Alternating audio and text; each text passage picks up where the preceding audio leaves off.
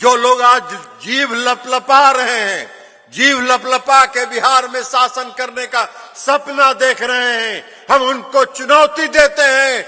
आप में अगर साहस है तो आप बताइए कि लालू प्रसाद जी के शासनकाल में आरक्षण व्यवस्था समाप्त थी कि नहीं थी, जिसको नीतीश कुमार जी ने पुनर्जीवित करने का काम किया कि नहीं किया, जिन्होंने 15 साल तक बिहार को बर्बादी के चौराहे पर लाके खड़ा रखा। वो जब आपके टोले में वोट मांगने जाएं तो उनसे पूछिएगा, उनसे जरूर सवाल करिएगा कि आप बताओ कि जब आपके पिता माता पिता ने 15 साल बिहार में शासन किया तब अनुसूचित जाति का आरक्षण कहां गया था, किसने खाया, इसका हिसाब दो। जीव लपलपा रहे हैं, जीव लपलपा के मुंगेरी लाल का हसीन सपना देख रहे हैं कि फिर से सत्ता उनके हाथ में आए। ऐसे लोगों के सपने को चकनाचूर करने का काम करिएगा और बिहार में फिर से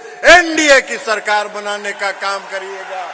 आप सभी बिहार के लोग हैं, आप सबको मालूम है कि बिहार में नीतीश कुमार जी ने नवंबर 2005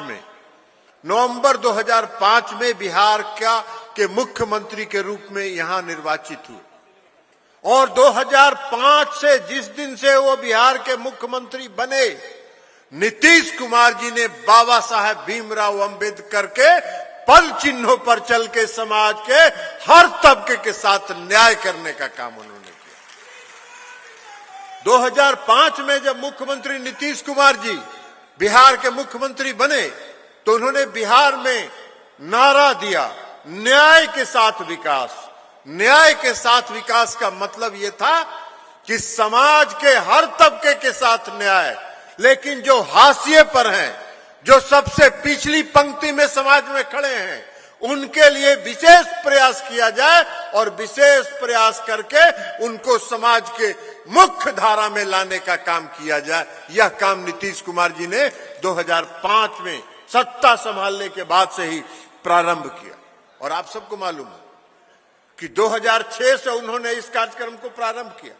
2006 से बिहार में जो वर्षों से आरक्षण की व्यवस्था पंचायती राज व्यवस्था में समाप्त थी, उसको पुनर्जीवित करने का काम किया। अति पिछड़े वर्ग को, अनुसूचित जाति को और महिलाओं को आरक्षण देने के उन्होंने इसको काम को आगे बढ़ाने का काम किया। बाबा साहेब भीमराव अंबेडकर कहते थे, बाबा साहेब भीमराव अंबेडकर का मानना था कि जिस समाज का उत्थान, किसी भी समाज का उत्थान तब तक नहीं हो सकता है जब तक समाज की महिलाओं का उत्थान नहीं होता। और इसलिए नीतीश कुमार जी ने 2005 के बाद 2006 में 50% आरक्षण पंचायती राज व्यवस्था में महिलाओं के लिए उन्होंने दिया। अनुसूचित जाति को आरक्षण दिया, अति पिछड़े वर्ग को आरक्षण देने का काम किया। और आज उसका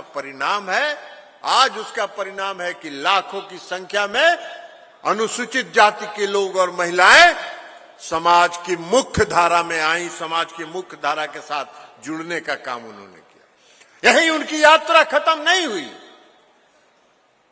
दलित महादलित आयोग बनाकर, जिसकी चर्चा रत्नेश सदा जी कर रहे थे, महादलित आयोग बनाकर महादलित वर्ग के लोगों के विशेष उत्थान के लिए उन्होंने काम करने का काम किया। जिलों में जो अनुसूचित जाति के छात्र थे, उनके पढ़ने लिखने के लिए, चूंकि मुख्यमंत्री नीतीश कुमार जी का यह मानना था कि अनुसूचित जाति के लोग गरीब हैं और वो शहरों में जाके पढ़ाई नहीं कर सकते हैं, और अगर पढ़ाई वो नहीं करेंगे तो आरक्षण का लाभ उनको नहीं मिल सकता है।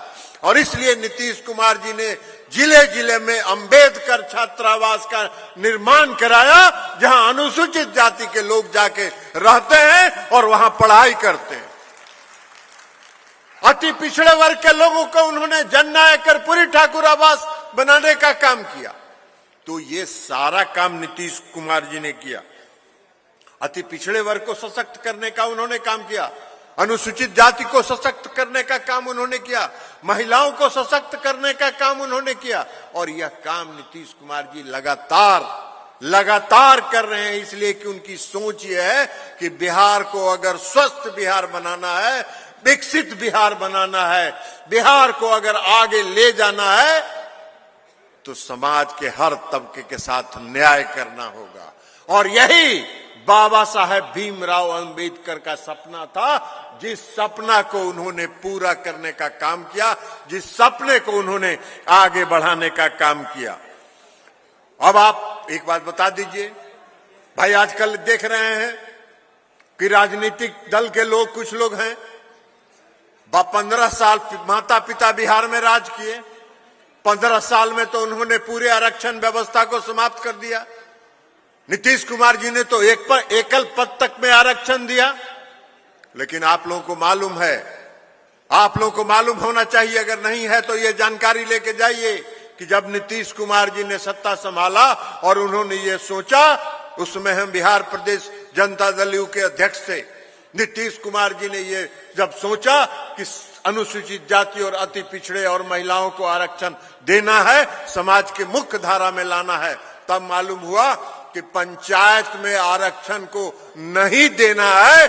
इसलिए पिछली सरकार, लालू प्रसाद जी की सरकार ने सुप्रीम कोर्ट में एक मुकदमा डाल के और उसको ठंडे बस्ते में डाल देने का काम किया। नीतीश कुमार जी ने कहा कि जहां संकल्प है, जहां इच्छा शक्ति है, वहां कोई रुकावट नहीं हो सकता है। और इसलिए नीतीश कुमार जी ने सुप्रीम कोर्ट से उसको वापस लिया और बिहार में नई आरक्षण व्यवस्था के साथ न्यायालय में सुप्रीम कोर्ट तक जीत हासिल किया। और जीत हासिल करने का परिणाम है कि पिछले 3 चुनाव से अनुसूचित जाति के, अति पिछड़े वर्ग के लोगों को और महिलाओं को आरक्षण की सुविधा मिल रही है, एकल पद आरक्षित है, किसी ने हस्तक्षेप करने का काम नहीं किया। हम आज इस भीम संवाद के इस मंच से जो लोग आज जीव लपलपा रहे हैं, जीव लपलपा के बिहार में शासन करने का सपना देख रहे हैं, हम उनको चुनौती देते हैं। आप में अगर साहस है तो आप बताइए कि लालू प्रसाद जी के शासनकाल में आरक्षण व्यवस्था समाप्त थी कि नहीं थी, जिसको नीतीश कुमार जी ने पुनर्जीवित करने का काम किया कि नहीं किया। अगर साहस है तो इसका जवाब बिहार की जनता को दीजिए, और बिहार की जनता को जवाब दे दीजिएगा, तब बिहार की जनता से और इस बिहार के अनुसूचित जाति के लोगों से आपको वोट मांगने का अधिकार है, अन्यथा आपको जाने का भी हक नहीं है। हम आपसे आग्रह करेंगे कि वैसे लोग, उस पार्टी के लोग जिन्होंने 15 साल तक बिहार को बर्बादी के चौराहे पर लाके खड़ा रखा, वो जब आपके टोले में वोट मांगने जाएं तो उनसे पूछिएगा, उनसे जरूर सवाल करिएगा कि आप बताओ कि जब आपके माता पिता ने 15 साल बिहार में शासन किया, तब अनुसूचित जाति का आरक्षण कहां गया था, किसने खाया, इसका हिसाब दो, तब बिहार में वोट मांगने का काम करो। यह आग्रह हम आपसे करना चाहते हैं। इसलिए सतर्क रहिएगा। हम आपसे यही कहेंगे कि सतर्क रहिएगा, सचेत रहिएगा, सतर्क रहिएगा। बिहार में फिर से लोग जीव लपलपा रहे हैं, जीव लपलपा के मुंगेरी लाल का हसीन सपना देख रहे हैं कि फिर से सत्ता उनके हाथ में आए। ऐसे लोगों के सपने को चकनाचूर करने का काम करिएगा और बिहार में फिर से एनडीए की सरकार बनाने का काम करिएगा। यही आग्रह और विनती करते हुए हम अपनी बात समाप्त करते हैं। बहुत बहुत धन्यवाद।